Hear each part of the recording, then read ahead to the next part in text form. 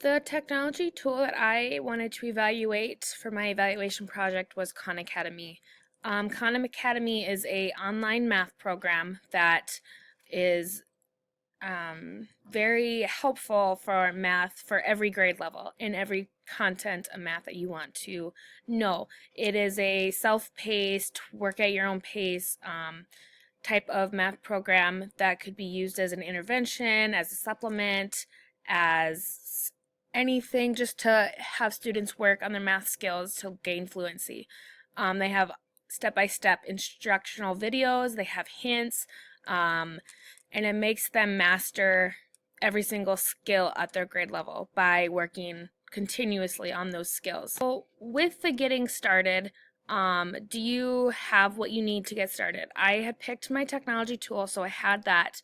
And then what I wanted to achieve, or the outcome, I wanted to achieve student growth, and I was going to be using it on my students. For the determining your approach, I was using it on my fourth grade students this year because all my fourth graders use it this year. But what I wanted to look at was comparing it to my third graders that I had last year. And the students that I had last year were also the students I had this year. So I'll get to that later.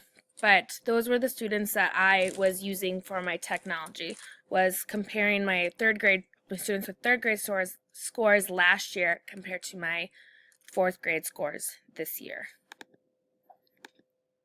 Okay, and we'll go on to planning your research. When I was planning my research, the name of my educational tool was Khan Academy, and I wanted to have student academic achievement by increasing their end of the year scores.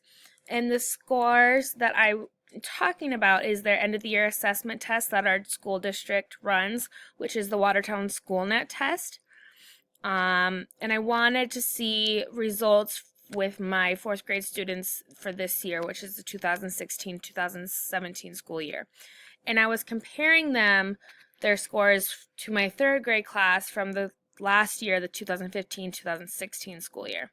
So my overall question was, does Khan Academy increase student achievement by measured by the end of the year assessment test among my fourth grade students compared to my third grade students? Okay, and then we'll go on to think about how to use your results. The great thing about Khan Academy is that it is absolutely free for everyone. Okay, it costs $0 per student, which is really nice for our school district because it doesn't cost them any money to have this great tool. Which, in my building that I'm in, we use Khan Academy because I've been pushing for it.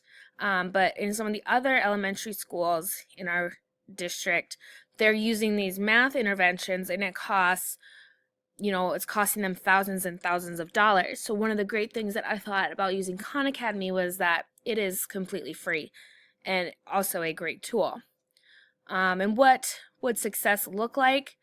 I wanted to see an intended change in student academic growth by increasing their scores at the end of the year tests, and then their test scores were measured in points. And I would consider any increase with at least 10 points or more at the end of the year assessment to be a success. And I was confident that to move the needle, that if there was a 75% probability that Khan Academy increases student academic achievement by 10 or more test score points, I would feel comfortable concluding that Khan Academy had an intended effect.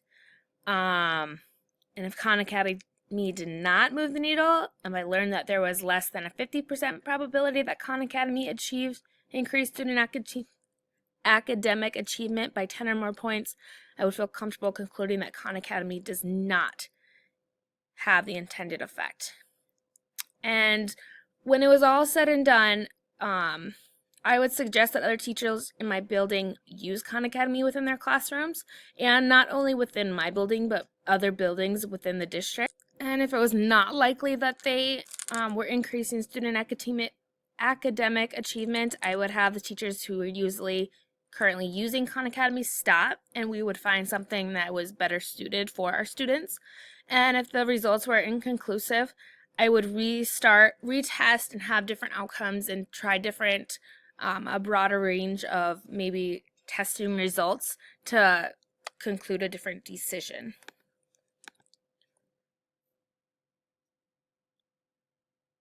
So then, summarizing the context, our evaluation period, because I started with my third graders last school year, we started August of 2015, and we will continue using it until, throughout this whole school year, but we took our end of the year, started taking our end of the year tests, so then we used it through right now. And Khan Academy is a supplemental program for us because we have investigations, so we just do it as a supplement. And it's a software program used to build math facts and skills and standards within a grade level to improve math. Some of the key components is that it's Common Core aligned, it's step-by-step videos, hints, continued practice towards mastery, data for each individual student, and students get to work at their own pace. And what guidelines, if any, does a developer provide regarding how Khan Academy should be implemented within our classroom and within the fourth grade throughout our building? We recommend that the students do it 15 to 20 minutes daily. Students get to work on it individually, and that way they can use it at their own pace.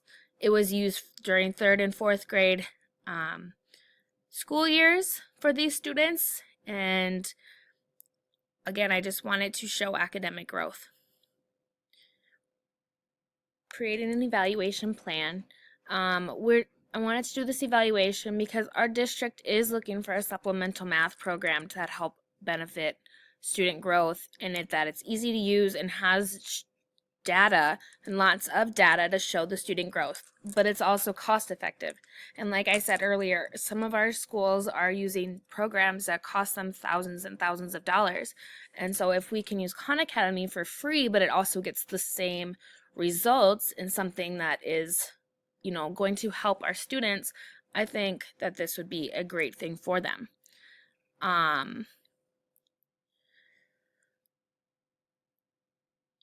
So I'm testing it on that my students use it for 15 to 20 minutes every day.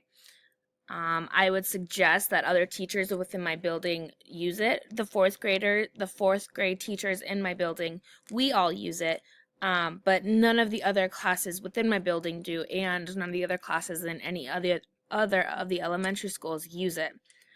I would have, if it didn't work, I would have the teachers stop using it, and we would try to find something else. And some of the evaluation timelines and milestones, I have those. So then I prepared all my data. I made a document with numbers, and I prepared all my data, and I matched it, and I did a data analysis, and I got my results, and then I have my summary of my findings. Findings that once I ran my report that it showed was that Khan Academy was not moving the needle on student academic growth. It found that Khan Academy did not increase student academic growth. There was a 1.3 probability that Khan Academy increased student growth achievement by 10 test score points or more, because that probability is less than 50%. It's not having its desired effect, and there's a 30.2 probability that Khan Academy increases student academic growth achievement by more than 0 test score points. I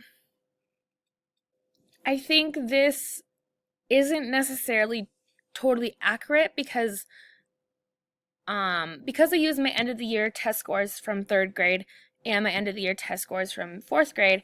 I mean, my third graders last year had a great end of the year test scores because I believe we used Khan Academy throughout the entire year. As in at the end of fourth grade, also, they had great test scores because, I mean, I believe it was because of Khan Academy. If I could redo it, I think I would not test my same students from the end of the year last year to the end of the year this year. If I could redo this evaluation, I would maybe take the pre-test, the test from the pre-test school net test scores from my kids, and then have them show the growth from beginning of the year to the end of the year. Or I would maybe have taken the test scores from my students end of the year post test to the post test from other schools, from other students who go to other elementary schools across our district. That way I can show, an actual representation of the students who are using Khan Academy versus students who are not using Khan Academy. And I can get maybe a better idea of if Khan Academy is actually helping these students or not. And so that is the end of my evaluation. Thank you.